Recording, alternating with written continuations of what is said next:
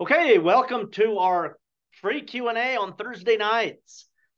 We're going to talk about functioning soil, what that means, and then we're going to open it up for Q&A. You guys can ask your gardening questions or any question for that matter. So it's always exciting when people ask political questions because that makes me jump up and down and get excited. So that'll be good. Here we go. Functioning soil. So what is a functioning soil? Functioning soils, they work, they function. Let's talk about this picture here for a minute. That's the inside of my greenhouse. On the left side, you can see that rock wall. That rock wall is about 10 feet tall. And then the back wall where the door is, or the front wall, whichever way you see it there, that's also a stone wall that I built. That is filled with rebar, and the rebar is a lattice work in there. The door frame is steel that I built. I welded it all together. The wall there around that door is about 1 foot thick at the peak, and it's 5 feet thick at the base. It's actually that thick below the ground level, a couple of feet. And then we put some giant boulders in the ground as a foundation to hold up that wall. We get really violent winds where I live, and we didn't want this greenhouse to blow away, so I did some really solid features here. So the 10-foot tall wall on the left side over here, I got my cursor going so you can see. This wall here is 100 feet long. It's actually maybe 120 feet long. So so this is just the very front of the greenhouse that we're seeing in this picture. And the reason I built this wall 10 feet tall is for solar gain, so that we could collect, the solar heat in the winter time so that it wouldn't freeze in here in the winter. And when I say it doesn't freeze, we do get frost in there, but the ground doesn't freeze. So we have a condition here, kind of, the winter here is just about like the winter in the town I grew up in Hurricane, Utah. So inside this greenhouse is just like the climate in Hurricane, Utah. Now, if we had heaters in here, we could keep it a lot warmer, but I don't want heaters. That costs money. Why would we spend money if we don't have to? We can still grow, we can grow a lot of food in here without spending money on heat. We just have to grow the right kind of food. So if you see this right here in front of this camera, we have a whole bunch of different crops in here. There's green onions. There's one right here, right there. There is collards right here. And then we have spinach and fava beans. And then over there, there's a bunch of peas right back there. So this picture was taken 2 years ago. This is the very first crop that I grew once I built this greenhouse. And then the trusses, if you look at the top up here, the top of this truss right here is a 2-inch pipe. And then the bottom part of the truss where I'm pointing right there, those are, they're basically a 2-inch pipe, but they were a tiny bit smaller because they were a thinner wall. And then we welded these pieces of steel in between. So that's the strongest truss you can build that doesn't have a beam coming across the center. And we wanted to keep it open because aesthetically it's nicer. You don't have a bunch of junk in the middle up in the sky. So right where this peak is, that highest peak, I used to know how many feet it was from there down to the ground, but I don't remember. But let me figure it out real quick because the door is 10 feet tall. And then it was another 3 feet right there. So that'd be 13. And then I think it was about 2 to 3 feet down from the bottom of the door down. So it's around 16 feet, maybe 17 feet from here to the floor. So we could grow some trees in there. And that's what I'm thinking. When I grew up in Hurricane, Utah, I lived there till I left when I was 18 years old. And we had almond trees and pecan trees and fig trees. So I'm thinking, what if I put a row of trees right down the center of this greenhouse and then they could grow up in here? That'd be pretty awesome. So those are things I'm thinking about right now. I'm going to go to the next slide here. So here's the 8 ways that I help people grow food. I always like to point this out to remind everybody. I've got my YouTube channel, and everything on there is free. It's just YouTube. And then I got my Zoom meetings, which is free. That's every Thursday night. That's what tonight is. You can bring a question or two and ask them, and we'll talk about that. And then Patreon. So Patreon is a platform on the internet. You can sign up to watch all my videos and participate. I release videos. Recently, I've been releasing about 3 a week. For about 4 months, I was releasing 5 a week. But I have way more than 500 now videos and articles that help people learn how to do gardening. Some of them are technical, like here's what you do. Other ones are more theoretical, like what are we gonna do? And we think about stuff. And then there are some that are observant, and we just watch what's going on to try to observe and understand what's happening. So that's what Patreon is. So there's different levels you can get on with Patreon. So $8 a month. So it's a monthly $8 that you pay, and that pays me to make these videos. So it's one way that I'm able to make some money to be able to do this. And so the website is right here, www.patreon.com/William DeMille. And then you can sign up and you can watch all those videos. And you can comment on them. And then when you comment on them, and if you have questions, you can ask questions. And then I get an email, and then I can answer you on that platform. And then number 4 is my 17-week farmer training course. And that's coming up this spring, so it'll be awesome.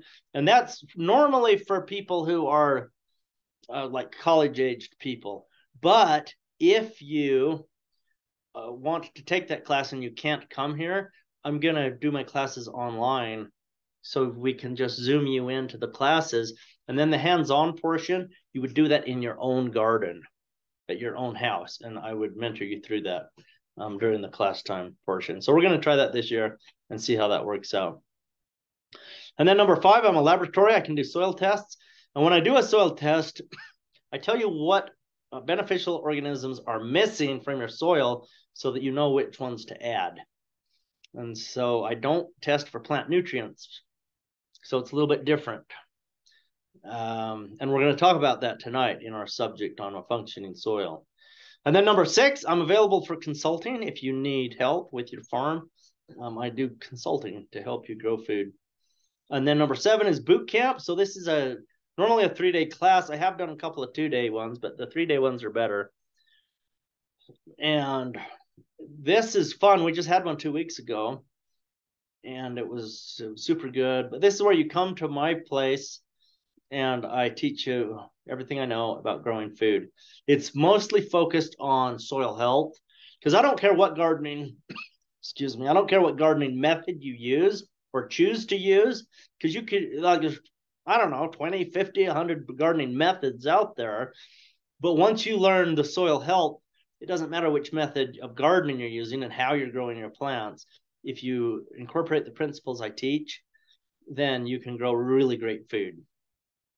And of course, my book is done, and it's in the final editing and publishing process. So I think I got my cover figured out, and I was going back through it one more time, and I found some things that were misleading. And so I'm trying to clarify and make it really good so that what I'm actually saying is what people are actually comprehending when they read it. So those are the ways I help people grow food. And the next slide. So I have one slide on our subject for tonight. And our subject is functioning soil. What is a functioning soil? And how do we define that? So we have a comparison here on this chart. We have the one side, which is the functioning soil. The other side is the non-functioning soil. And these are opposites. So we will find, I'm going to go through these and we're going to talk about it, but we will find that a lot of times what we're growing and the way we're growing and just the common way that we think is on that non-functioning side. So a lot of people, when I've first shown them this, they disagree because they say, oh yeah, well, my soil's really good. It functions fine. And then I'll ask them a question like, do you add fertilizer? And they say, of course I add fertilizer. Well, if you have to add fertilizer to your soil, that is an ecological indicator that your soil doesn't function. And then I may say something like, do you have bugs? Oh, yeah, boy, bugs are terrible. I get all these horrible bugs on my plants. Well, if you have bugs on your plants that are destroying your plants, that is telling you that you have an ecological indicator saying your soil is not functioning. So these are all the things that we go into in my classes that I teach in the 17-week class and the boot camp. We go into the details on why and how this matters. So let's start out on the left side, functioning soil. A functioning soil holds water and nutrients like a sponge. So when it rains, the rain doesn't run off into the river. It sucks it up like a sponge. But in a non-functioning soil, the water and nutrients, they go away. The word leach there, it just means you lose nutrients. So if you are losing nutrients from your soils are not functioning. And the next one is roots can penetrate without obstructions. So when you take your shovel out there and you dig up the soil, if you have roots that are going straight down maybe 3 inches and all of a sudden it turns and goes sideways, that's because it hit an obstruction. It hit a stone, but more often it hits a hard pan. Or a hard pan means a layer of compacted soil, and the root couldn't penetrate through it, so it turned and went sideways. So that's what we find in non-functioning soils is a lot of roots that are not going down and they're just kind of going sideways. And then let's say you have a summer where you don't get rain for 2 months, 8 weeks or whatever, and you have to water. And so you're turning on your tap, you're watering. That can be expensive if you don't have irrigation water, and you're just using it out of your city water. And the reason is because those roots are not deep. But if you have super deep roots, then what's going to happen is you don't have to water. So that's a brilliant thing. Let's have the roots go super deep. Most plants' roots will go really deep to get down. I mean, there's some species that have really shallow roots, but that's a detail. Functioning soils, they're full of beneficial microbes, and the non-functioning soil has low number of microbes. And a lot of times you'll have even bad disease-causing microbes in non-functioning soils. All of the diseases that we know of that kill plants and like that are bad for animals, the ones that live in the soil, because some animal pathogens will live in the soil until the animal picks it up. But all of these bad pathogens that destroy and cause disease and harm, they live in compacted soils. If you have a really great functioning soil, those bad microbes can't live in that condition. And so they simply are not there. They're just not present.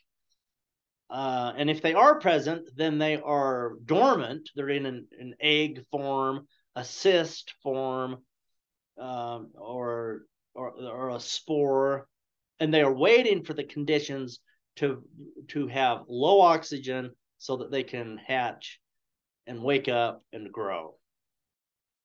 So back to the functioning soil side, the functioning soils stay in place during bad things happening like winds and floods. But in the non-functioning soil, that's when we have the soils eroding away. They're going to blow away. They are going to wash away with water. So erosion happens in non-functioning soils. There's a lot of evidence of this with nowadays that people just have like video cameras on their phones. Most people always have their phone with them. There's been a lot of pretty neat videos taken in recent years of people out in their farm fields when they're getting a really heavy rain and the water is flowing off. It's going away and it's flowing from the field. I mean, you may have like a foot of water, at the edge of the field where it's all coming out, and you have it's a little tiny river that's coming out. And but the great thing we're seeing in these videos in the functioning soils is that that water is absolutely clear because the soil is staying in the field. So that's what we want. If you see the water coming out of your garden or your field and it's dirty, it looks like chocolate milk or tea, or it's polluted with that soil, then that is an indicator that you do not have a functioning soil. So functioning soils hold high levels of carbon, and the opposite is true with the non-functioning soil. They don't have as much carbon. And over time, as a lot of the ways that we have grown, the methods, the tillage, the monocropping, the fallowing type systems that we've been using the last 80 to 100 years in modern agriculture, the soils are becoming lighter in color because we are losing carbon, even if we're not necessarily eroding all of the soil away, because there's a lot of places where the soil hasn't really been eroded that bad, but the color is changing over the decades because of the way that the microbes in the soil are burning up the carbon, but that carbon is not being replaced from the atmosphere into the soil. So functioning soils, they feed plants because it's functioning, because that's what soil does. If it's functioning, the plants get fed every nutrient and every chemical compound that plant needs. They will get it from a functioning soil. So the opposite of that means that you never have to fertilize.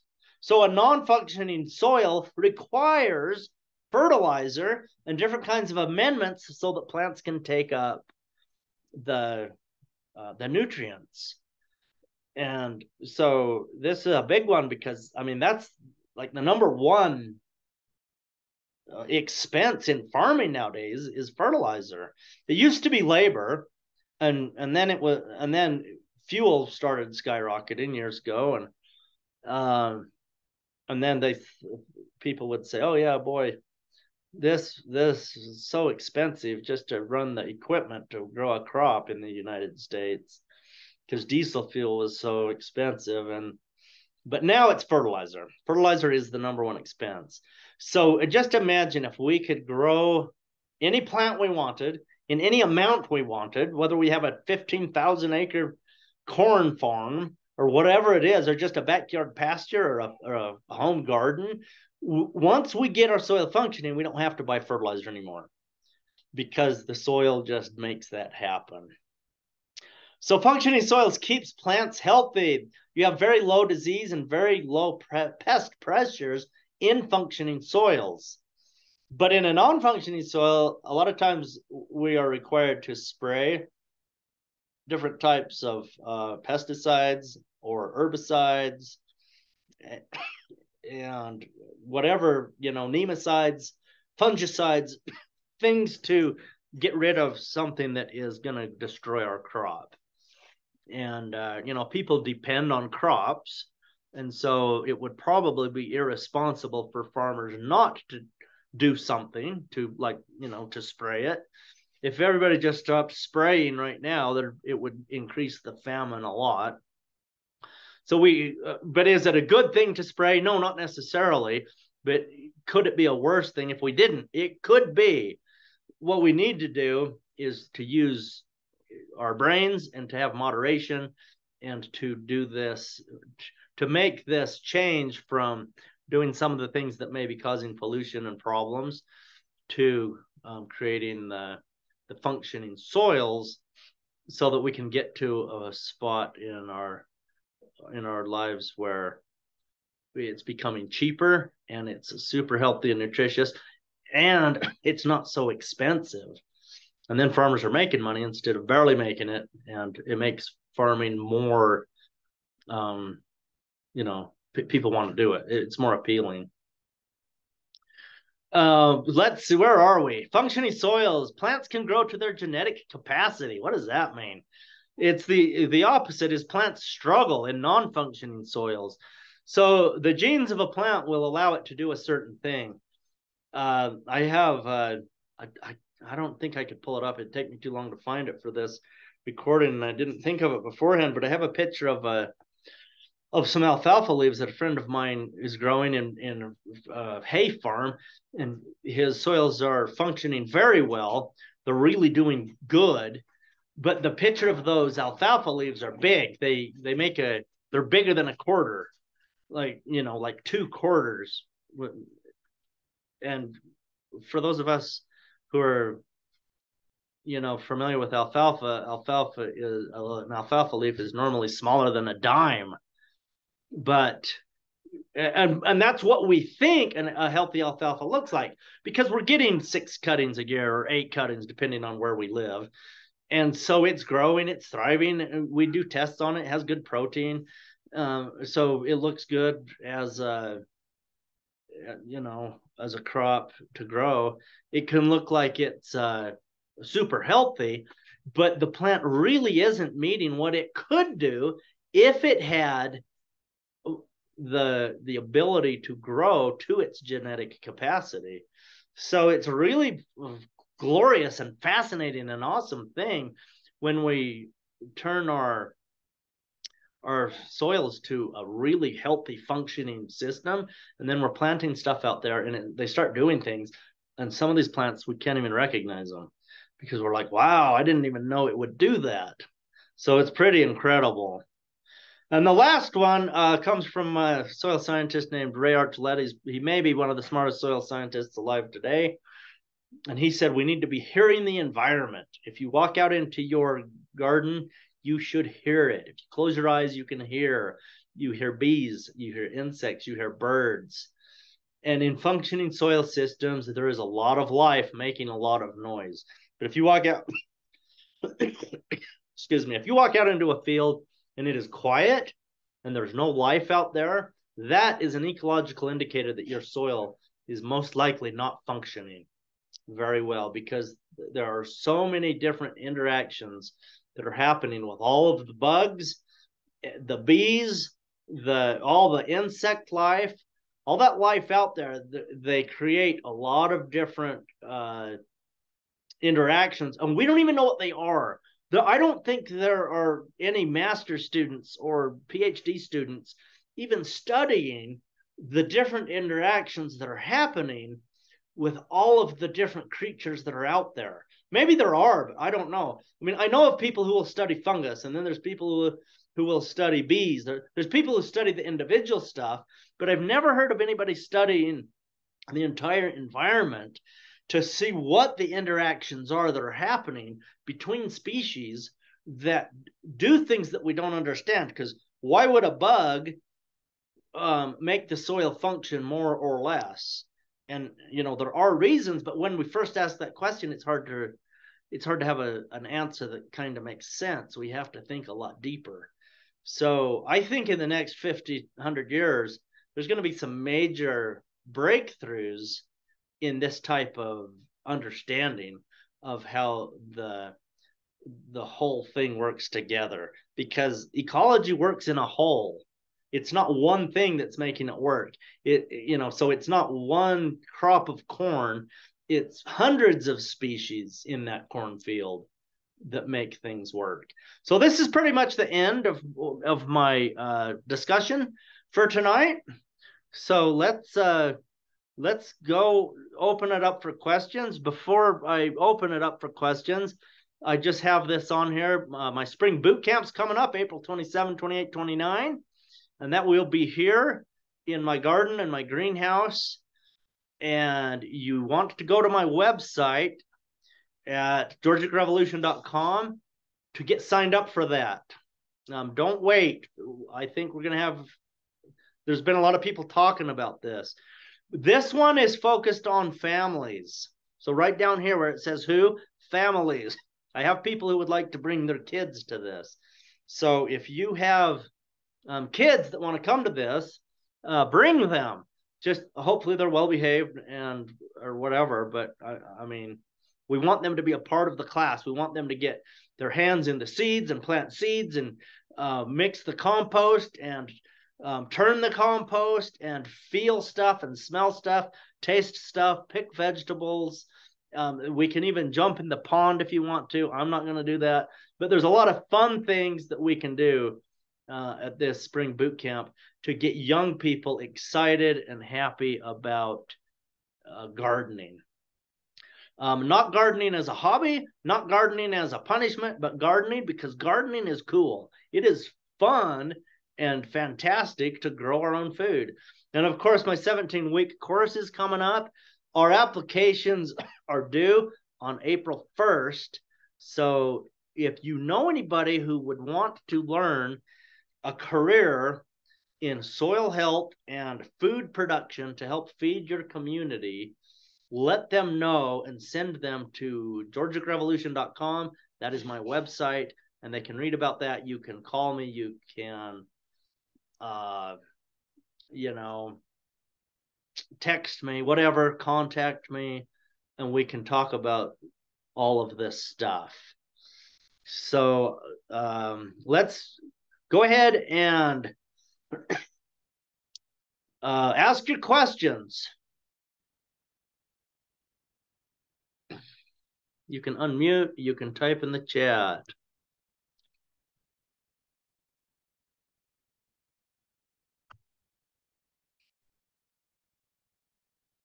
Bingham made some comments here. Check out Dr. Tom Dykstra Labs, in-depth research on bugs and interactions with plants. Thank you. I'm not familiar with what he's doing, so thank you very much. I'm going to look that up. And then, of course, John Kemp. I'm a fan of John Kemp. I watch a lot of his podcasts. So, yeah. And Regenerative Ag, those guys are great.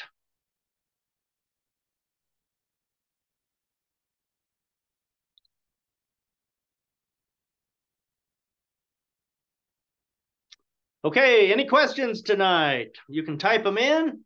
You can unmute and talk to me. If we don't have any questions, that's fine too.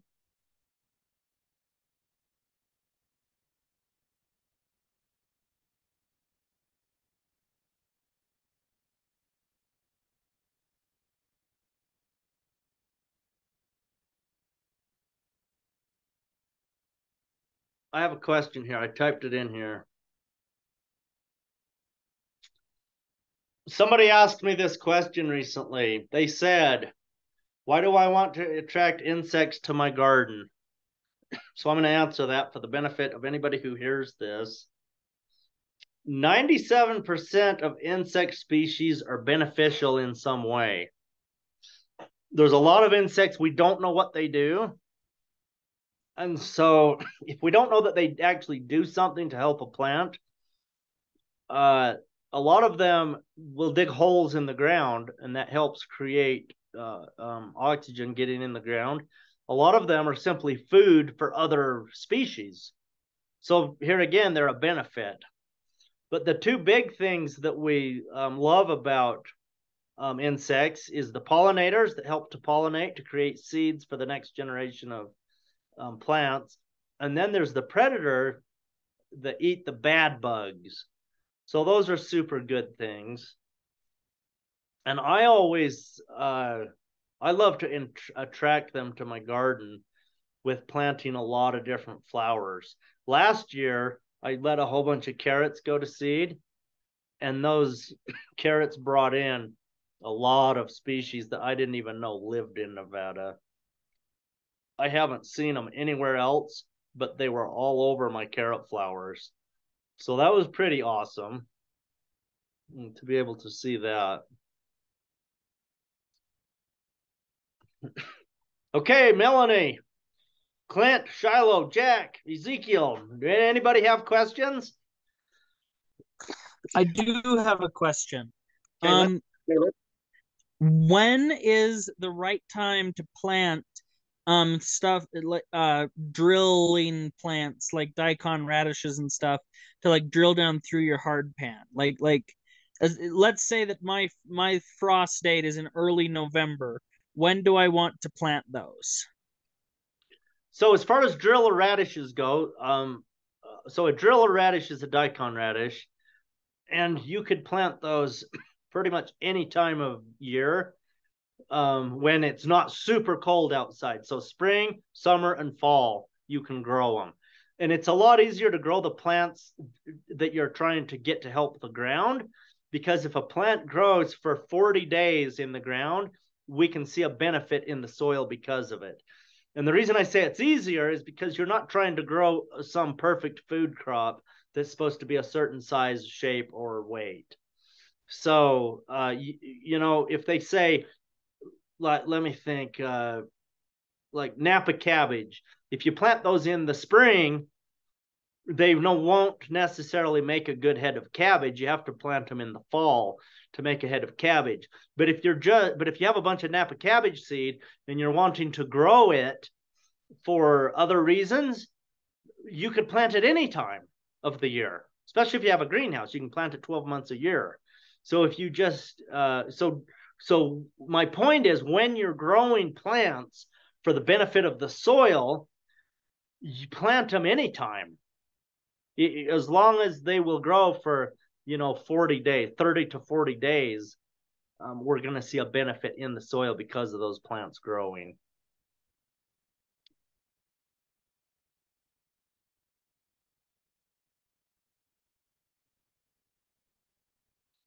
Okay, did that answer your question good enough? I think so, yes. Other than daikon radishes, what are some other stuff that's good to break up hardpan?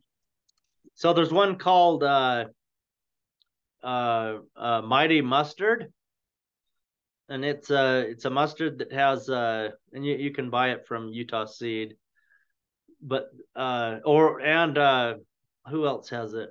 Mountain Valley Seed has it too. They're called True Leaf Market now. But Mighty Mustard, it has a taproot that goes down deep. Chicory works good for that. Chicory is a common weed, and people just think of it as a weed. It grows all over the Midwest naturally. But you could plant that in your garden, and it would help to help break up your soils. It's really good at that. Yeah, as far as food crops go, anything with a taproot, carrots, parsnips, radishes, beets, those are all good roots that will help to go down and send those roots that go down kind of deep into the ground.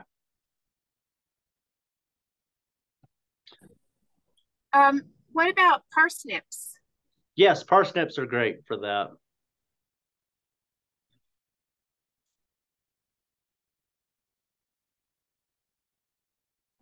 I guess then carrots too, huh? Or would Yes. carrots be stunted because of the hard pan? It depends how hard your hard pan is. If your hard pan is 300 pounds per square inch, no root's going to go through it. But, it just depends on your hard pan. But you got to remember that the roots are not the main thing breaking up your hard pan. The number one thing that breaks up hard pans are the microbes in the soil. So your bacteria and your fungus, they're going to be creating the aggregates and creating a porosphere. And so it doesn't matter what kind of a plant you have growing. If you always have plants growing, then they're going to be feeding the fungus and the bacteria the sugar exudates from the roots, and that keeps your colonies of microbes healthy. And then those guys are going to break up your hard pans for you.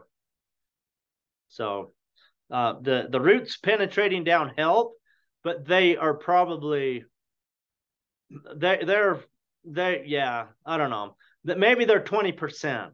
I mean, I haven't done any scientific research on that, but I'm going to guess they're going to do 20% of your work, maybe less. So, 80% of your work is the microbes that are breaking those hard pans. So if you have a real serious hard pan problem, you're going to go put 4 to 6 inches of compost and detritosphere on top of your soil and plant plants in it and keep it watered and grow as many plants as possible. And then what that's going to do is it makes the It makes lots of microbes grow. It makes them healthy and happy. And then they will penetrate down into the ground along the roots that are growing, and they'll break up your hard pans for you.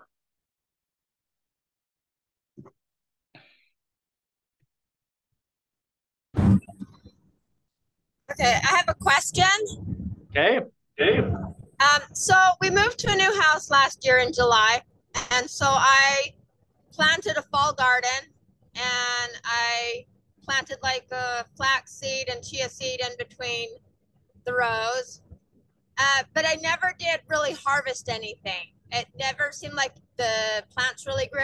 The flax and the did a really good job, but I didn't really harvest anything. Now I'm getting ready to think about the garden for next year. And I'm wondering if I just should leave everything where it's at and replant new seeds, or if it would be harvestable in the spring. It was like carrots and beets and onions. And is it something that I can harvest in the spring because it's overwintered, or should I just leave it in the ground? And I'm guessing I wouldn't till it in. Yeah. So two questions for you. Where do you live, and what's your name? Okay. Right now we live in Mona, Utah, and my name is Linda. All right. Yeah. So up there, northern Utah area, most of those things, if you had them in the garden and they're still there, that your root crops, they're going to be going to seed this year, because it's that second year when they go to seed. So if you want to have the flowers and raise the seed, leave them there. But if you want really nice vegetables to eat, you're going to want to grow the new plants this spring. And I would not till them in, simply because tillage kills your beneficial fungus. So just cover the top of your soil with some kind of a detritus material, which means anything that you could compost. So old rotten decomposed hay that the seeds have already sprouted, or wood chips. Wood chips are popular because you don't get weed seeds. If you already have finished compost, you could put that on there. So put a layer of that down, and that feeds those microbes, so you get really good growth in the with the microbe growth, and then those feed your plants, so you get super great plant growth. As far as flax and chia, I have never grown those two crops before, so it's pretty awesome that you're growing them. Good. I like that. I'm glad to hear that. I would just Google those. Read as much information as you can about those specific plants, and when you need to be planting them and when to harvest them. There's a possibility that, depending on where you are, like if you're at a higher elevation, I don't know if you're up on the mountain or down lower there, but you may not have quite the right climatic conditions for those plants to thrive really well. Because where I am, most seeds that I get from seed catalogs, they don't do good where I am, because I'm at 6,000 feet, and our last frost last year was June 15th, and we can have a frost here every single month of the year. But like things like tomatoes and peppers, they really struggle to ever ripen one here where I am, because the night temperatures are too low. So a lot of those warm weather plants, and if you get below 50 degrees, then they're not going to do very well, because every day once it warms up, they start over growing again. And I do know that I don't know how many different types of flax there are in the world, but some of them are extremely warm weather plants. Maybe you've got a cultivar or a variety that does better in the cooler weather. And I know that it seems like Mona, Utah, we wouldn't be calling that cool weather, but compared to the tropics, it certainly is cooler, So That's very helpful. Thank you. You bet. Okay, any more questions tonight? Yeah, I'm curious because I think chia is a annual, whereas flax is perennial, correct? I don't know. Would have to do research. Like I said, I've never grown those before. So you've totally caught Well, me off doesn't guard. flax, well, I'm thinking of flax that grows along the side of the roads. You know, in Missouri, we get flax. We get chicory, the little purple flowers, but I think we get flax. I'm thinking, well, remember the chia, the little chia thing that you could grow and had green coming out of the pot. Looks like a pig. Anyway, they used to grow those a long time ago. Maybe you're too young for that kind of thing that happened a long time ago. People would plant chia. Anyway, I think those are annuals. And so that being the case, couldn't she just put her garden where her rows, she planted those in between the rows. So couldn't she just plant her garden where the chia was growing if Sure. it's died? I mean, yeah, there's a million things you could try to do, you know. I mean, I'm kind of thinking that's what you taught us was to not, of course, not till, but just let it die and plant your garden where it was. Yeah, I Right? mean, a lot of people freak out though about what I teach them because most people want to have an aesthetically pleasing garden. And my whole thing is I just grow a jungle. And I even like weeds. I mean, you know that, Melanie. Right. Well, that's why I was thinking, well, why doesn't Linda just put her vegetable garden right where the chia is growing? If she finds out that chia is in fact an annual. Yeah, you Is that certainly right? you Is that certainly like could, yeah. like you tell us to plant a cover crop in the fall or maybe even early spring and then just let it die? Well, I don't know about early spring, but in the fall, plant a cover crop, correct? And then we let it die over winter. And then come springtime, we just plant where that was. Am I remembering everything right? Yeah. But you got to Okay. remember, it all goes back to context and what your goals are, you know? So, Well, to nourish the soil with what was there. I mean, we're yeah, adding microbes, right? Yeah. right. I mean, Okay. and if that's your goal, then that's a great thing to do. You just grow a jungle. If your goal is to have food to eat, sometimes we have to cultivate it completely differently to get enough abundance that we have something to eat. So anytime that I sit down and consult with people, that's the first thing we do is we figure out your context. What is it you want? And we have to set those goals, and then we can talk about growing food for sure. Okay, thanks. You bet. So chia is, common chia, it is an annual. And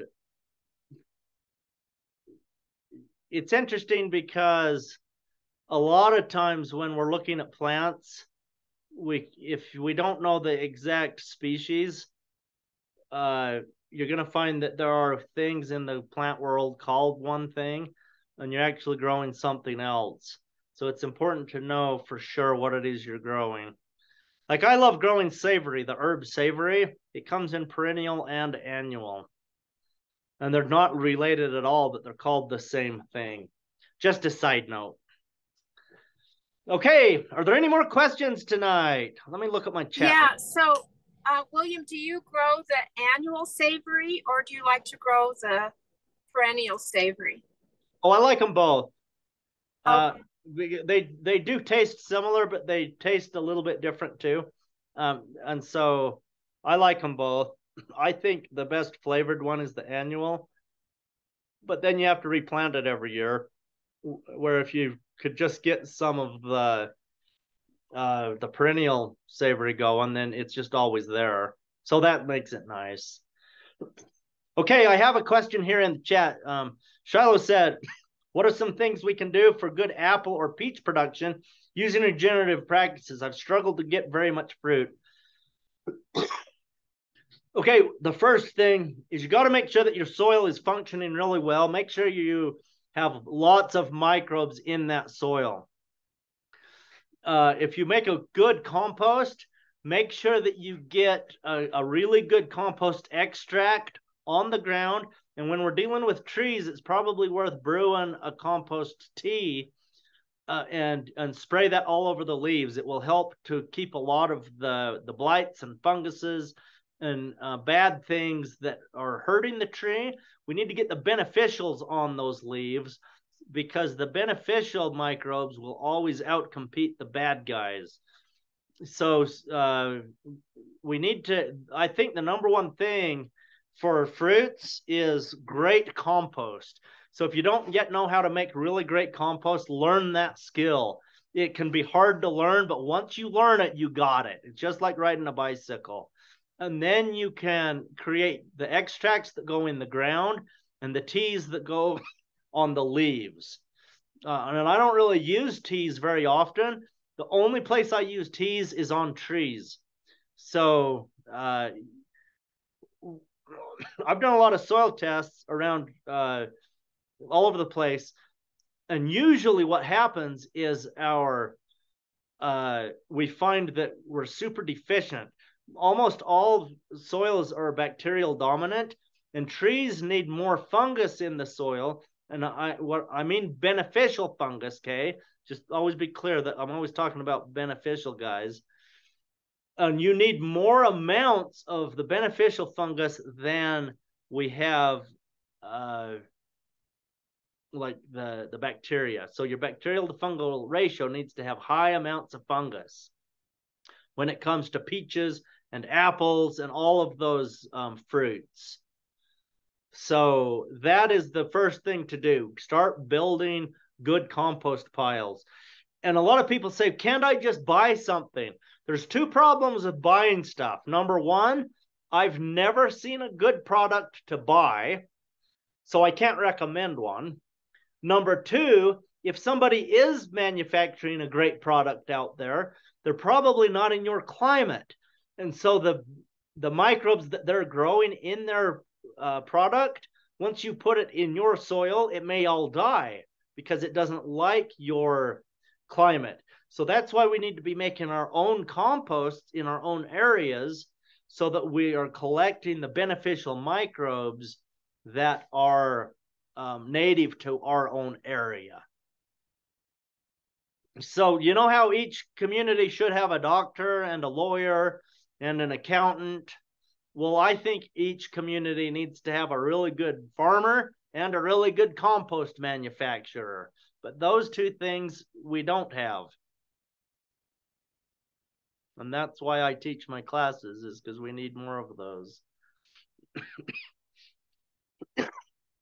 Okay, I have time for one more question. If somebody wants to give it to me, and then we're going to shut this down for the night. Thank you for being here and joining in. And this recording will be on YouTube either tonight or tomorrow as soon as I get it uploaded. So are there any more questions?